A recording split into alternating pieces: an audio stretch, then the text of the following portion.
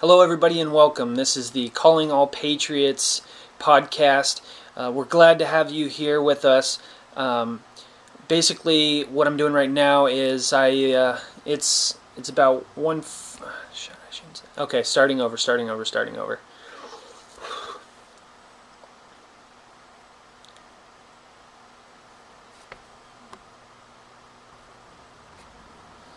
Hello, everybody, and welcome. This is the Calling All Patriots podcast. And for those of you who want to get more information, please visit reddit.com/r/Calling All Patriots. Please visit it now.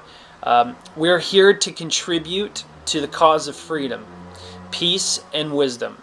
We are not only inviting you along for the ride, but to hopefully participate in a global change to take place.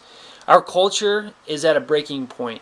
On one side, we have the status quo, or how we've been doing things, while on the other, we have vast amounts of information, otherwise known as the internet. The time for action is now. Once again, we appreciate your support, and we thank you for listening to the Calling All Patriots podcast. I wanted to talk to you guys right now a little bit about some articles that caught my eye today. One of them was on the website investors.com. Now this one is on the news tab, and the title for it is called Obamacare Employer Mandate, a list of cuts to work hours, jobs. Basically what this is it's a gigantic list that was put together of over 300 different companies or universities, libraries, colleges, things like that. Employers, basically, they want to effectively limit the amount of time their part-time and full-time employees are going to be working. I know a company, White Castle, they've decided that all new hires are now going to be part-time. And the reason for that, as they go into great detail to explain, is that on the mandate, I believe it's about 30 hours until the mandate kicks in per week. And so what these employers are doing now is effectively being incentivized to limit the amount of time that their employees work there, because they don't have to do anything. They don't have to have anything to do with the Affordable Care Act, because the mandate, like I said, kicks in if they meet the 30 hours a week criteria. So I invite you guys to check this article out. It's really informative. And they go into great detail. They show all of the employers. They show whether they're a public or private company. They say what action the company has chosen to take. For instance, Biola University is the first one that comes to mind. It's private, and they say that they're going to cut student work hours to a maximum of 25 per week. And they are also suspending the limit due to employer mandate delay. And the date of action was September the 13th, so it looks like that one already took place. But this is just an example. I mean, there's so many companies here that they talk about.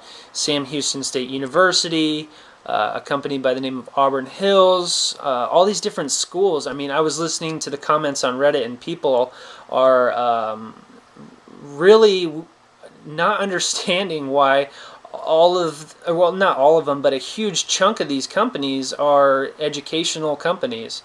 And I think that's really important that we pay attention to that, because that's education is one of the greatest investments you can make in society.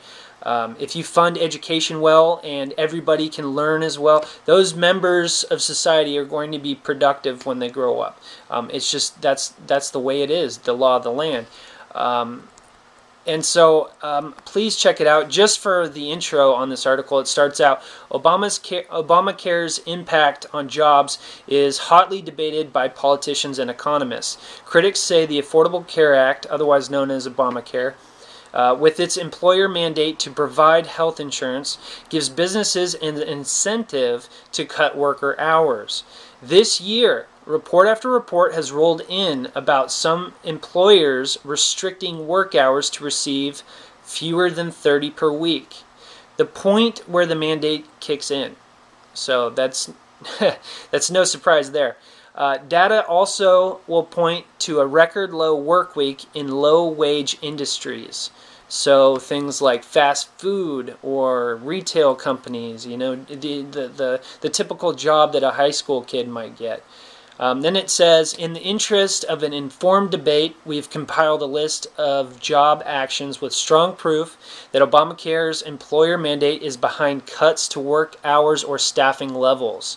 So they're actually just putting this information out there for us to use. So I suggest everybody check it out. Again, it's on news.investors.com.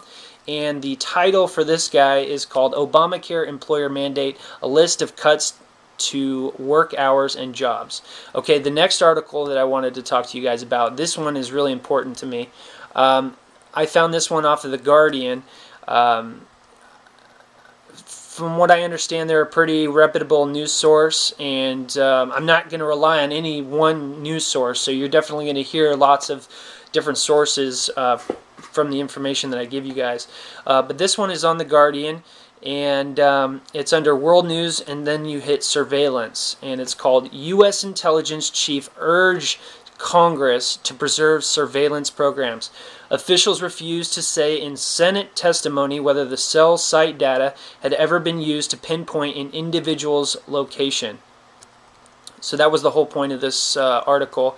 And then it goes into detail. It says, U.S. Intelligence Chief used an appearance before Congress on Thursday to urge lawmakers not to allow public anger over the extent of government surveillance to result in changes to the law that would impede from preventing terrorist attacks. So basically, this guy's coming to the Congress saying, please don't let the Americans get pissed off that we're surveilling them. Please don't let them get pissed off that, oh, I don't know, we're going against the Constitution. It's okay. It's all right. It's for the safety of the American people. So it's okay.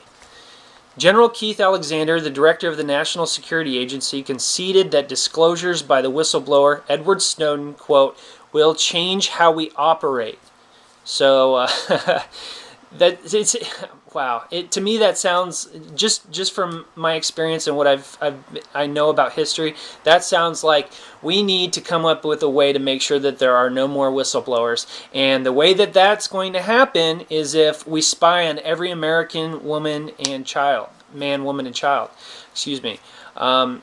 In testify exchanges at the Senate Intelligence Committee, Alexander and Director of National Intelligence James Clapper refused to say on the record where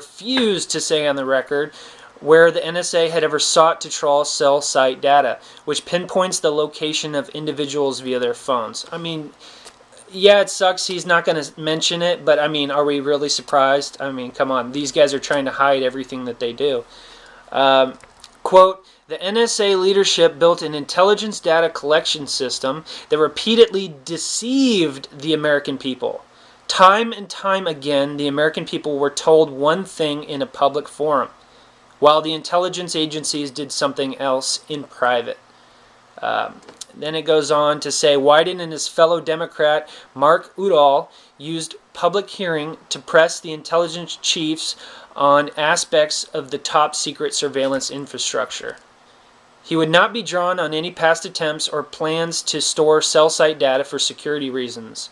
Then he says, Alexander eventually replied, what I don't want to do, Senator, is put on an unclassified form anything that is classified. Okay. Then it says, let's see, I want to get to the interesting tidbit here. He told the committee that over one 7-day period this month, that 972 people had been killed in terrorist attacks in Kenya, Pakistan, Afghanistan, Syria, Yemen, and Iraq. Quote, we need these programs to ensure we don't have the same statistics here. Is that a threat? What is that? I mean, we have statistical evidence for how rare terrorism actually occurs when you have, a society that doesn't condone things like, I don't know, spying on every man, woman, and child. I mean, come on. But anyways, I'm not going to read the whole article. I highly recommend you read this. It's very important. Again, this is on The Guardian. Click the news tab, then world news, and then surveillance, and it's called U.S. Intelligence Chiefs Urge Congress to Preserve Surveillance Programs. Okay, and then so that's all for now, guys. I hope that this may have opened your eyes a little bit about what's been going on today and yesterday.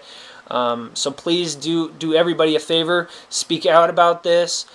Subscribe to our channel. We're on Calling All Patriots, the subreddit. Please check us out. We're also trying to do the podcast. We're trying to get many people to come in and give their own opinions. And we're not going to, browbeat you or put you down for your opinions. We just want to hear what you have to say, because it's important that every voice is heard.